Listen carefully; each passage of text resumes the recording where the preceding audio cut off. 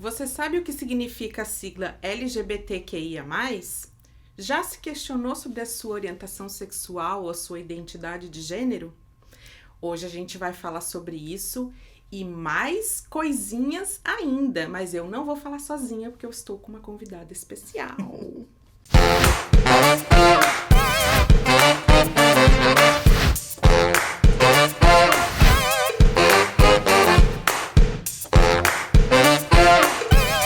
Olá, tá boa, bonita? Bem-vindos ao canal. Hoje eu estou recebendo uma amiga de longa data, parceirona de projetos, que faz parte do Sim Sou Diva comigo desde lá do inicinho, parceira das macumba, parceira na criação do meu filho, enfim, é uma pessoa que eu confio um monte e que eu acho que vai me ajudar a trazer esclarecimentos para vocês e pra gente mesmo, né, amor? Tentar sair um pouquinho esclarecida, quem sabe? A gente tá no mês do orgulho LGBTQIA+. Mas o que significa esse tanto de letra que tá, às vezes, confundindo as pessoas? Como eu faço parte dessa sigla e a Mona também faz parte dessa sigla, a gente resolveu conversar um pouquinho mais com vocês e explicar, inclusive, nos usando como exemplo. Vou começar comigo, e aí depois você completa e a gente faz uma troca aí de figurinhas. Eu faço parte da letra B e da letra Q, inicialmente, tá? Vamos colocar assim. Primeiro porque sou bissexual no sentido amplo da palavra e também porque sou queer. E eu vou explicar isso pra vocês num outro vídeo com mais detalhes. Mas isso significa detalhadamente o quê? Que eu sou uma mulher, me entendo como mulher, tenho genitais de mulher, isso tá expresso nos meus documentos, na minha certidão de nascimento e na minha identidade, e me relaciono sexualmente e afetivamente com pessoas de ambos os sexos e de qualquer gênero, tá? Então, nesse sentido, bissexual amplo. O meu gênero ou de outro gênero. Tá? Então, essa é a minha realidade. E você, Mona? Então, eu me identifico como mulher, cisgênero, pansexual. Por que cisgênero e por que pansexual? Porque existem mulheres trans também e a gente tem a sigla T na toda aquela sopa de letrinha que a gente tem para falar. E pan porque eu me sinto atraída tanto romanticamente quanto sexualmente por pessoas, independente da sua orientação, da sua identidade de gênero. O Pan também vai ter um videozinho específico sobre ele, porque ele tá no mais ali, tá? Mas vamos falar primeiro pra galera o que é LGBTQIA+. L de lésbicas, LG de gay, só vai repetindo a sigla pra poder tentar, né? LGB de bissexuais, Q de queer, LGBTQI de intersexo, A... Faltou o T. Desculpa, LGBT, T de transgêneros. E travestis. O I de intersexo.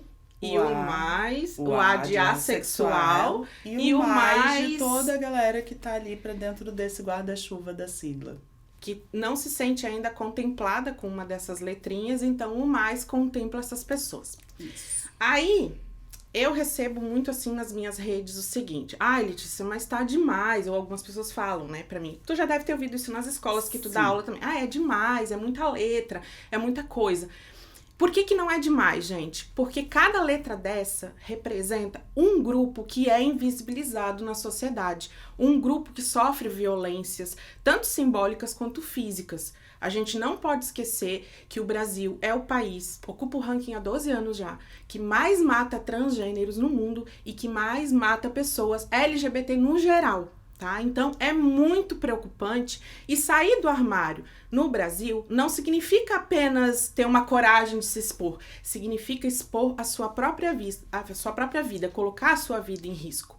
E isso é muito grave, por isso que a gente tem um mês do orgulho.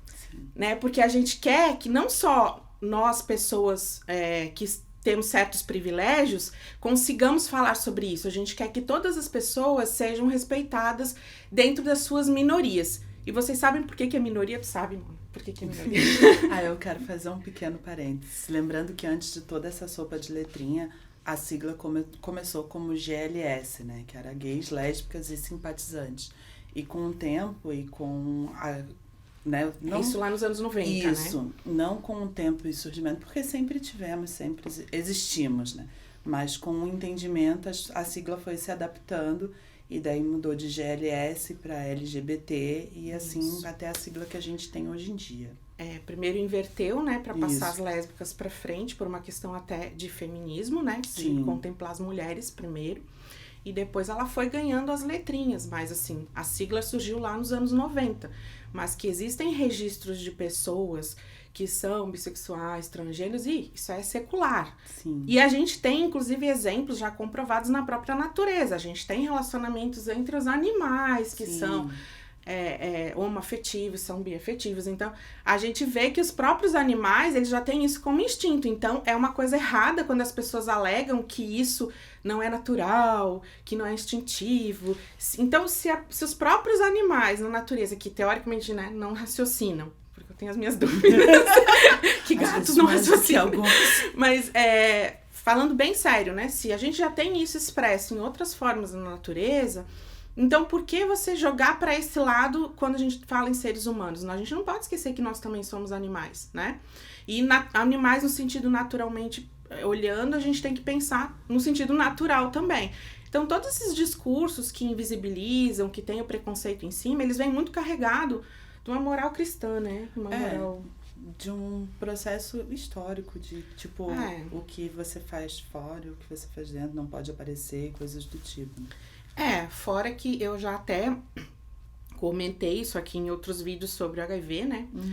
Que chegam muito, assim, comentários e a gente acaba conversando com as pessoas e vendo que muitas pessoas se relacionam com transgêneros, com travestis, com pessoas do mesmo sexo e levam isso de uma forma muito hipócrita na sua vida, né? Escondem e aí consideram isso como fosse uma atitude suja, uma atitude de menos-valia e aí legitimam todo esse preconceito, né? Querendo ou não, a gente ainda vive numa sociedade que tem um padrão heteronormativo muito grande, né? As coisas só são aceitas a partir desse padrão heteronormativo. Então, até dentro das relações homoafetivas e afins, pela criação que a gente tem, acaba se levando muito isso para dentro dessas relações, né? Até você conseguir aceitar o seu papel e o seu lugar no mundo e dentro daquele relacionamento.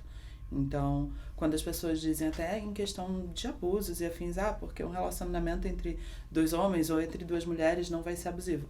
Também, porque ainda tem muita gente que tem esse padrão heteronormativo, de que se um relacionamento de duas pessoas da mesma identidade de gênero, um tem que ser mais masculino, o outro tem que ser mais feminino, e não é essa a realidade, né? Sim, tem muito essa pergunta, né? Os gays ouvem muito isso. Quem é a mulherzinha da relação? Quem é a passiva? Também, né? Então, qualquer a Mona teve um relacionamento mais longo, lésbico. Eu tive relacionamento lésbico também, mas mais curto.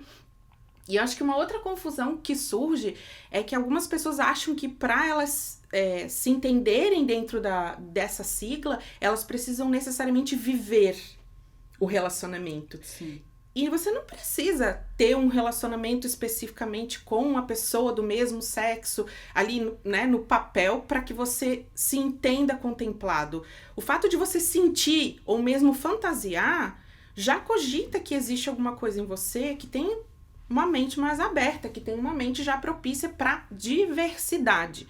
Porque eu acho que o grande papel, inclusive do mês do orgulho, é a gente colocar para as pessoas que a diversidade é o que importa. Não é só o pink money, né?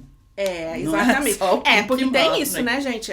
Hoje em dia tem agências de viagem, tem hotéis especializados nisso, tem toda uma rede comercial, um marketing comercial montado em cima dessa coisa de explorar o pink money que ela tá falando, que é o dinheiro voltado para as pessoas do mesmo sexo. Tá, e eu no fim, cara... A gente não falou sobre a minoria. Eu não falei sobre a minoria, eu não deixei ela se apresentar o que ela faz na vida, que é super importante. Mas então, vamos voltar lá, porque, né, é muito papo. A gente vai conversando só vai. Minoria, cara, minoria não é porque são menos pessoas, tá, gente? Eu acho até que...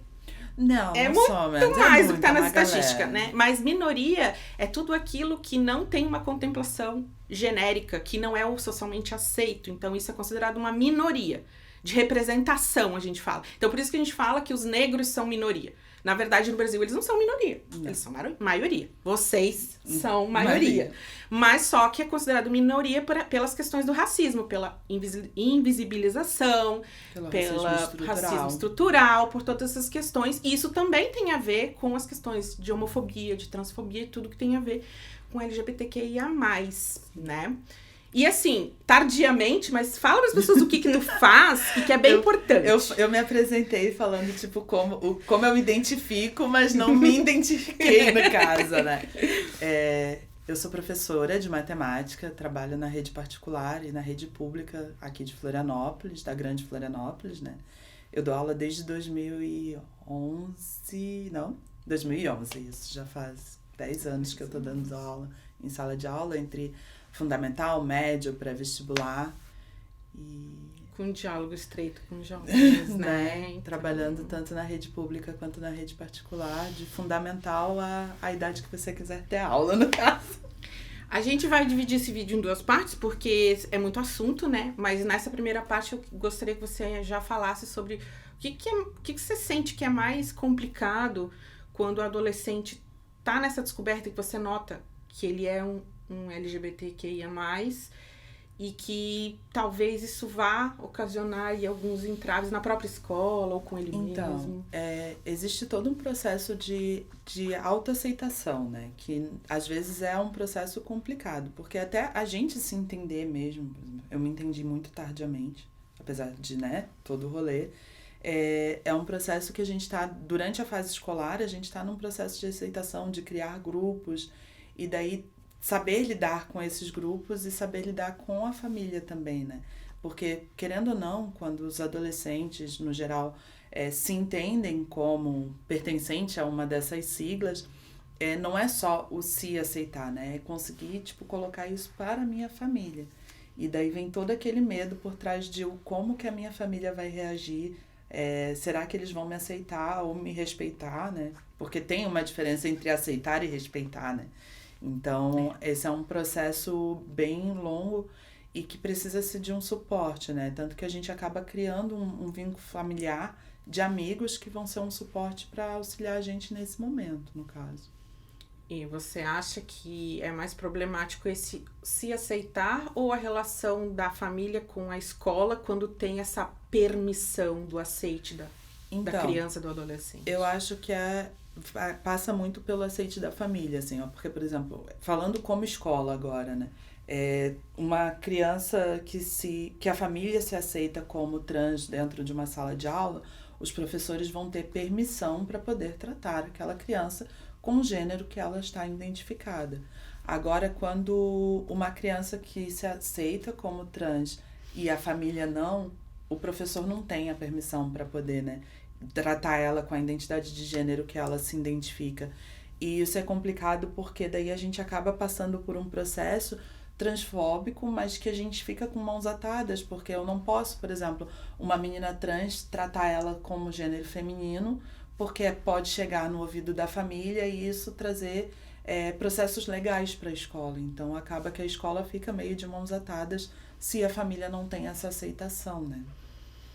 O que dificulta, porque daí tu tá com uma menina em sala de aula que você tem que ficar... Tratar como menina. Com gênero errado, entendeu? Começa então desde muito cedo as violências, né? Eu acho que elas até são mais explícitas quando se trata de transgêneros, né, do que pessoas com orientações sexuais diferentes.